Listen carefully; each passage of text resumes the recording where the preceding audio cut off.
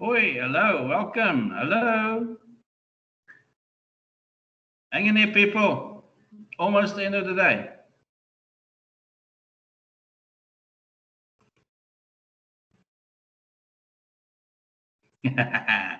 Thank you, Sean. The rest are still filling up their cups, rebooting the, do a physical reboot, whatever that means. Maybe it's a pull-up or two, maybe it's a push-up, whatever works for you.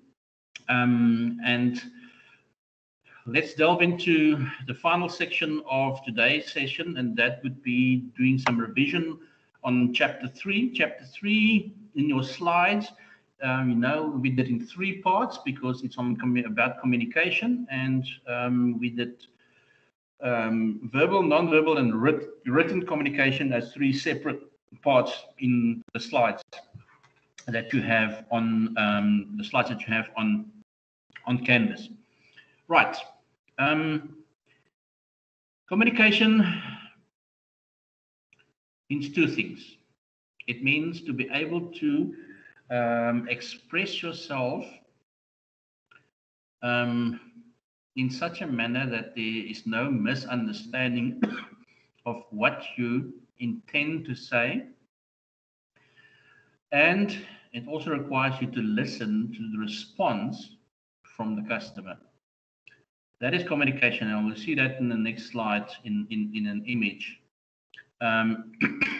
Excuse me.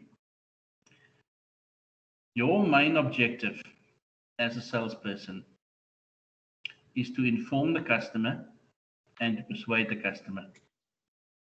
You want to inform them by providing them information on the features, highlighting the benefits that the customer can expect, but you are in that process attempting to persuade them to buy your product and not to buy your competitor's product.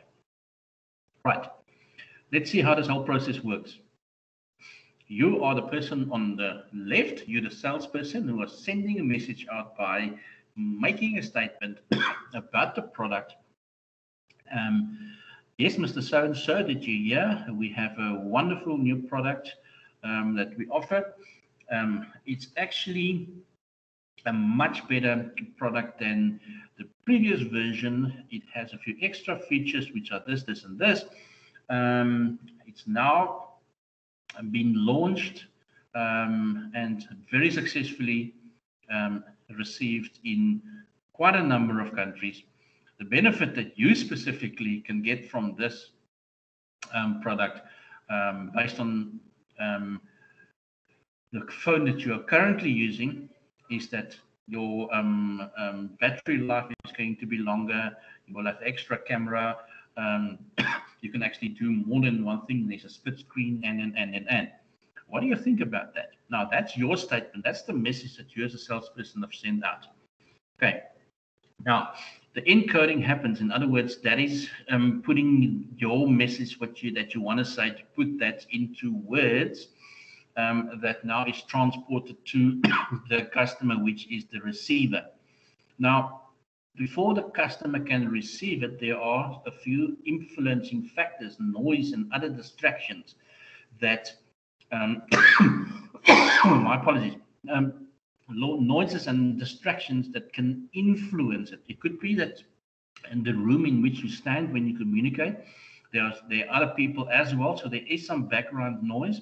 It could be that it is somebody that have accompanied the customer that is also talking to them, trying to assist and help to make a decision. Therefore, when the decoding happens, there might be some information that has been lost in translation. From that statement that I've made, maybe the customer did not hear all the features that you have listed. That response from the customer could then be an objection to say, yeah, it sounds very good, but can you just repeat the 3 features that you have highlighted for me? That is how they have responded and reacted. Okay, and that's how this whole process of communication works. Message sent out, response after some decoding has happened. Both of that could be influenced by noises from the outside and distractions, physical distractions, or sounds or colors or movements. And then the reply, which is the reaction from the customer, and your response to that. And that's where back and across between the buyer and the seller communication takes place. We accept that as being very common because we communicate every day. We chat to people every day, on the phone, in person. There's a question, there's a response, there's a statement, there's a response, there's another reply to that. That's how we communicate. That's called a discussion. It's called a conversation. So nothing is different when you put your sales cap on. But because sales is so dependent on effective communication, this is the process that you have to practice the most. Preparation is fine. You cannot communicate properly if you don't have information to communicate. So the planning will still be done and is still important in the whole selling cycle and process. But how that message gets across. Often they say, this particular person is going to be a fantastic coach. Best player in his position ever that this game have seen. And then they don't make it as coaches. Very often because they could not communicate all that knowledge and information they have effectively to the people that it was intended to. In other words, the players in the team, the players that he's coaching or she's coaching. Communication is key. Verbal communication, we see that very, very small percentage of what we communicate is about the verbal communication. We pick up more from non-verbal cues than how we communicate. The process of communication, the use of specific words is important, yes, but the tone of our voice, the pitch, the pattern of our of how we express ourselves is 5 times, 6 times more important than just the actual words. In combination, using the correct words in the right tone is going to result in more effective communication. And then, very important in any form of verbal communication is not just talking, but in response to the fact that you've been listening, which is the other very important aspect of verbal communication, is the questions, the open-ended as well as the closed questions that you put out there.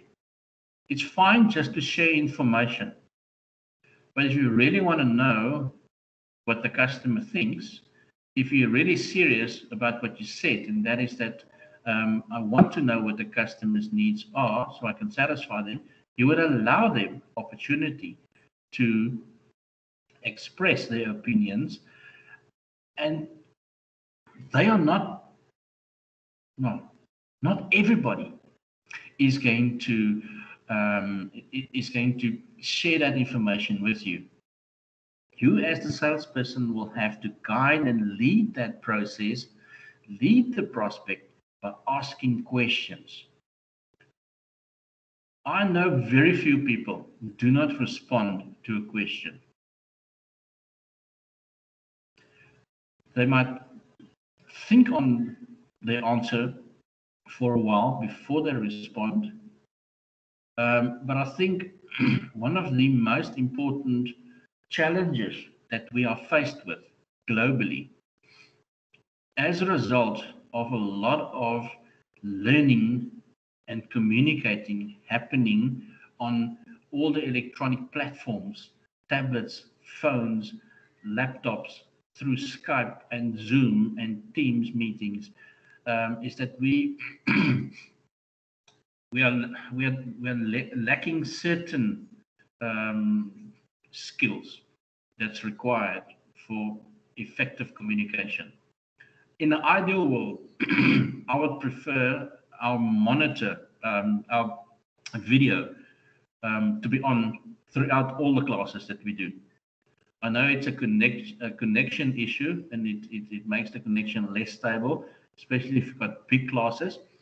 But we miss a lot in not being able to see the other person, and therefore there's sometimes a delay in the reaction, which is often because we have not paid sufficient attention to that particular component of the whole communication process.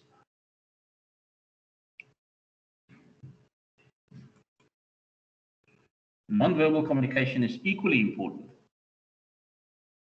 We saw that on the previous screen that it actually 55% of communication we pick up from non-verbal cues. We pick up these signals, the movements, the hand gestures, the tilting of the head, the rolling of the eyes, all these gestures is an indication of something. In this chapter, we went in great detail through specific different types of nonverbal signals and what each of these mean. If the person is anxious, they will behave in a certain manner. If this person is excited, they will behave in a certain manner. If the person is reserved or a dominant individual, there are certain specific nonverbal indicators or signals that person is either concerned, wants to ask a question, or is going to raise an objection, or unhappy.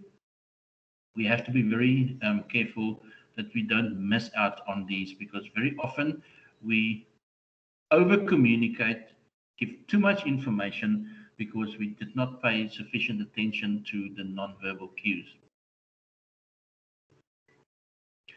It's also very important in your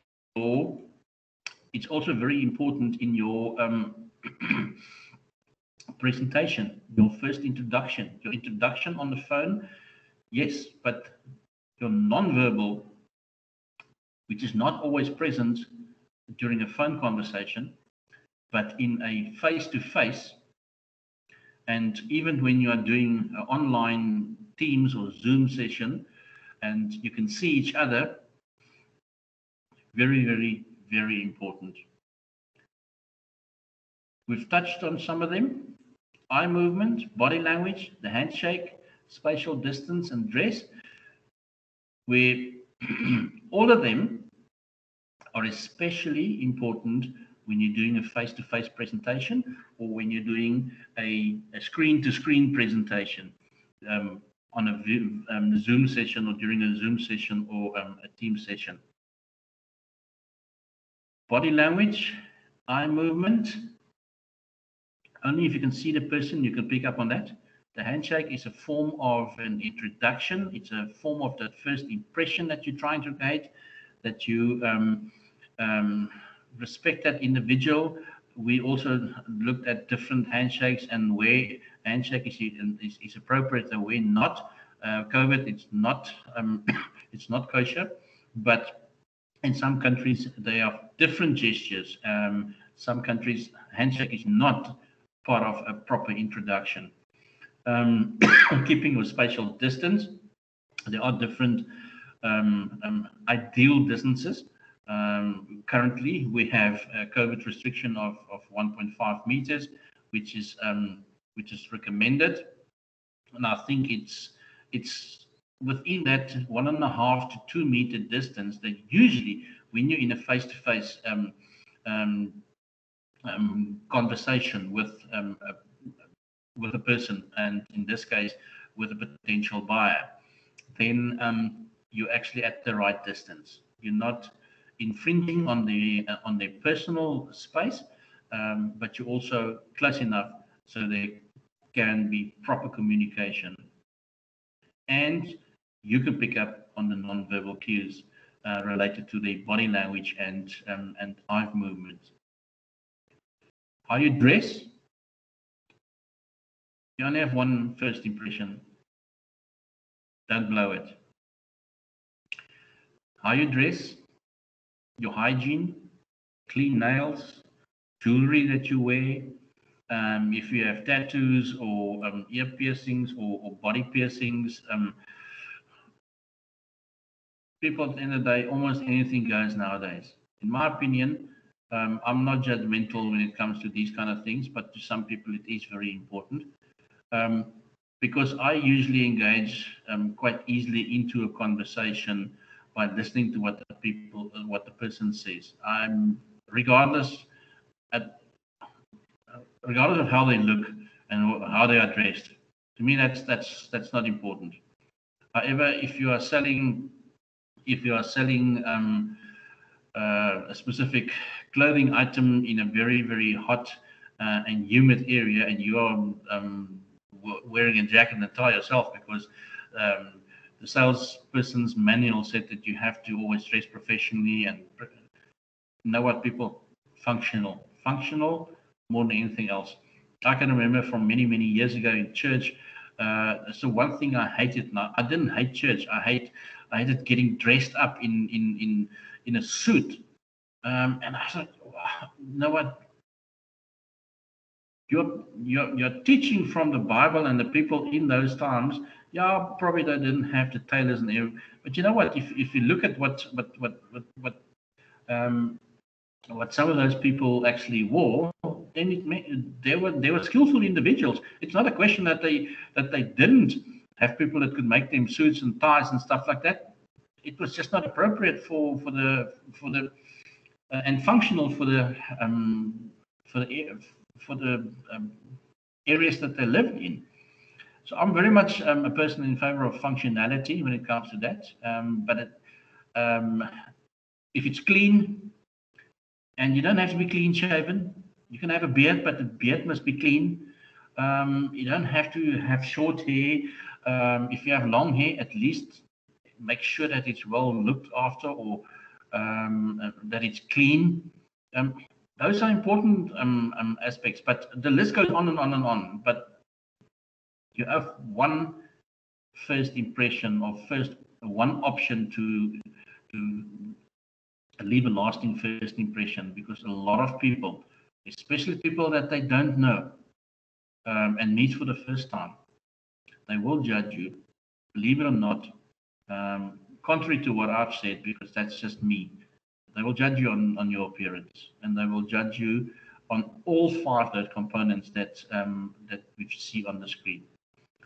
Do you make eye contact when you introduce yourself with a proper handshake? When it's permitted again? All of those in combination as to what you wear. Written communication. In this particular section, we have a look at all different kinds: postcards, emails, texts. There are so many different ways in which businesses can communicate, or salespeople can communicate with different target markets. The most important thing is that you have to find the one that is best suited for what you are trying to sell and the industry in which you are operating, and the target market that you are communicating to. Make sure that you understand when you do your planning. Take us back to our previous chapter. What factors influence the customer? Your social status. Do they have access to internet? Do they have access to certain electronic devices? If not, that's not the medium for you to communicate in. It's very important that we understand our customers, and that's the bottom line. If you understand your customers, you know what their challenges are. You know what works for them. it will be much easier to communicate effectively to them. When you are doing, you have to always remember that when you are doing any form of written communication with a prospect or with an existing customer, you are representing the company that you are selling for. And therefore, you need to ensure that you follow the protocols of that particular company, and that you also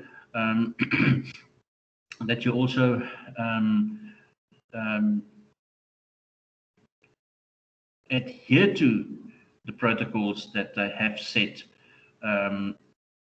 because if you are going to, in a more formal manner, because most written communications is more formal, email specifically, if you're going to use that as a form of communication, then you have to be sure that your email etiquette is actually quite good.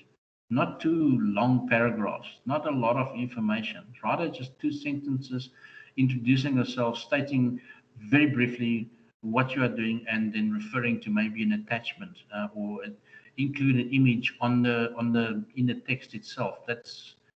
But most people nowadays know these things. I know that it's been taught in schools already.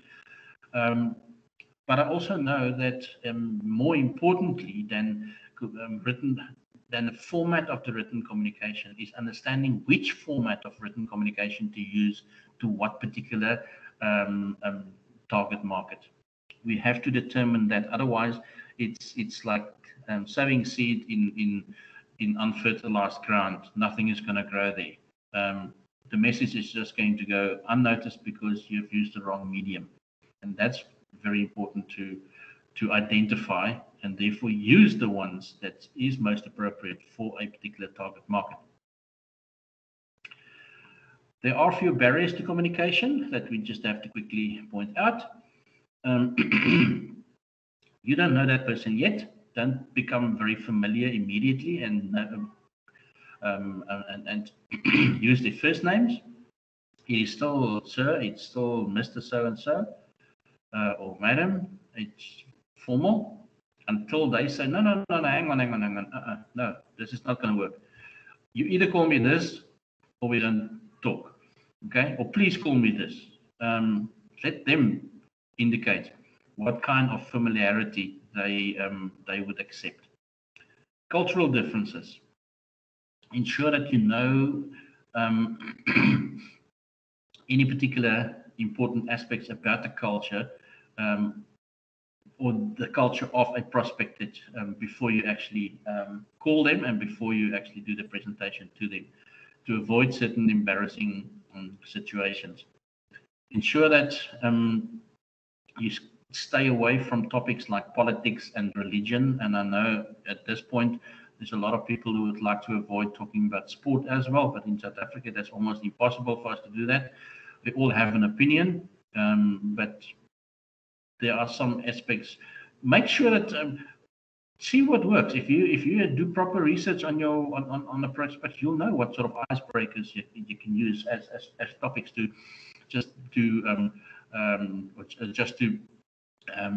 have relaxed conversation about. Speak clearly.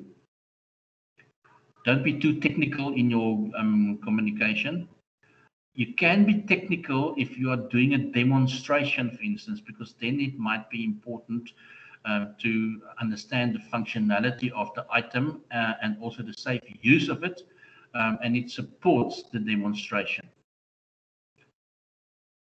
Don't play on your phone when you're busy in a conversation. I hated that, and I tell you what, that's the one of my grievances is with somebody in a conversation. Somebody asks you a question and then they listen to the first 5 or 10 seconds and then they go onto their phones. That's, I don't know. I go. Sorry, what was that, Jaco? I was just on my phone there.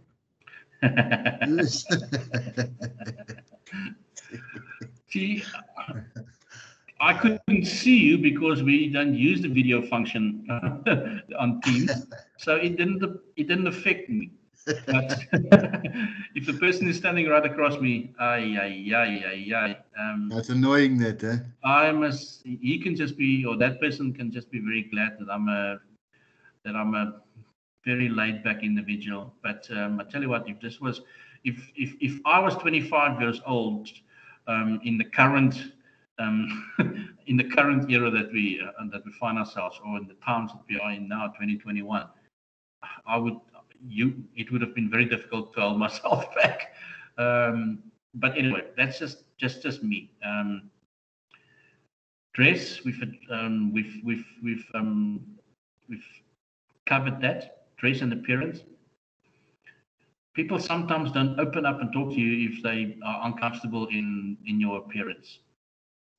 Goes without saying. Hygiene goes hand in hand with that, literally.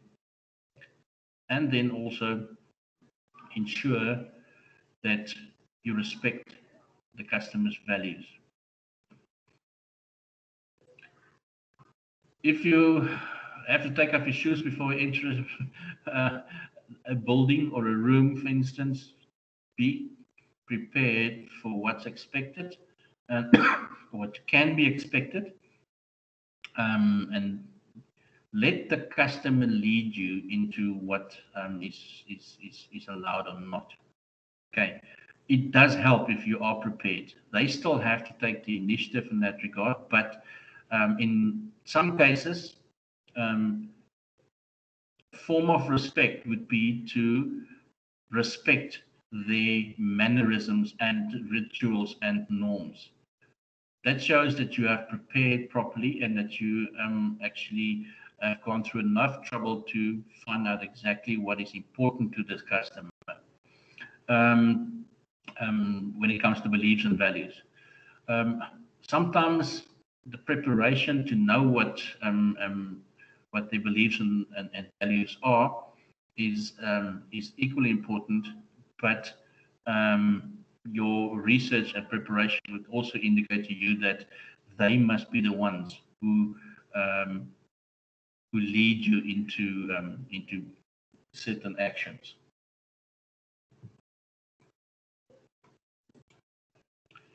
We finish off with the golden rules, which you won't find in your textbook on any pages, but that you do find in your slides and on the current slide as well. Build a good rapport with and trust. Clarify the customer's needs. Present your ideas clearly. Communication and listening. Address the buyer's concerns. Don't, well, geez, he actually asked that. I was not, I knew he was going to ask that, but I'm not really prepared. So don't avoid it. Address it. Deliver a call to action. The only time that you really take initiative in a conversation is just before you're trying to close the sale. Then you have to take the initiative. Be a good listener. Be a good listener, and it will guarantee you great success in this industry. People, I'm not going to start with a new chapter. I can see, like Johnny Depp, they're on the horizon. We've got the weekend just around the corner. So I'm going to give you some discount on today's session. We finished slightly earlier. And Lachlan can go and have a nice power snooze. And everybody else can do whatever they have to do. Is this your last class for the day, or you have more classes after this? I got another one now. Good luck Tell with me, that. did I miss the chapters for tomorrow? The chapters for tomorrow for the class test, Andre, is on chapter 8, 9, and 10. Okay. It's Thank you, again Jocko. similar format as the previous. It's again only true and false and multiple choice. It's again 25 questions. It's again half an hour time limit, and you could do it anytime from 12 o'clock tonight right the way through the whole of tomorrow. Okay, lovely. Thank you. And I'm not going to keep it open for longer than tomorrow evening, because I've given you off on Friday. Oh, is that why? That's Okay. why. Actually, I'm not going to accept any results that's submitted after 3 o'clock tomorrow afternoon, because you should be on long weekend already. Listen, I know it's not always possible, but no, that's tongue in cheek. But thanks. We'll chat again tomorrow. Thanks, everybody. have you got class after this now? I have class, but not on campus. I've got one period off, and then I've got another online session later on. Do you mind if everyone's gone? Can I just quickly 2 minutes? Yeah, no, you're all welcome to. Anytime. Okay, anybody else? Teresa, all good? Sean, fine? All good, sir. Thank you very much. Enjoy the rest of the afternoon, and we'll chat again tomorrow. I think we see each other We'll chat third and period, right? as well, sir. Okay, thank you.